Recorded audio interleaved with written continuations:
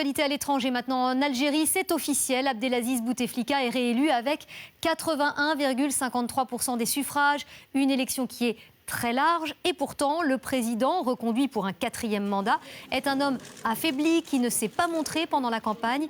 Il est venu voter en fauteuil roulant, vous le voyez. Alors à Alger, nous retrouvons notre correspondant, notre envoyé spécial Asdine Ahmed Chaouch. Ce score spectaculaire de plus de 80% des suffrages, Asdine, était-il attendu? Bien, lorsque le ministre de l'Intérieur a annoncé les chiffres officiels, il y a eu un frémissement dans la salle, notamment du côté des journalistes étrangers, car il y a eu une surprise.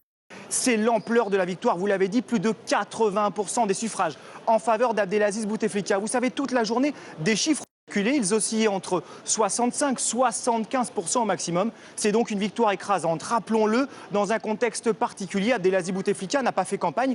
Aucun meeting, sa seule apparition publique, c'est le jour du vote. Accompagné d'une partie de sa famille, il est apparu en fauteuil roulant. Mais malgré cette image d'un président très affaibli en Algérie, il reste populaire pour une partie de la population. Ici, il est considéré comme l'homme qui a ramené la paix, la stabilité après 10 années de guerre civile. Alors en face, son principal adversaire, Ali Benflis, son ancien Premier ministre, lui n'a récolté que 12% des suffrages. C'est une énorme déception, mais il crie au complot, il crie à la fraude. Mais pour le moment, aucun recours n'est prévu et aucune manifestation n'est envisagée.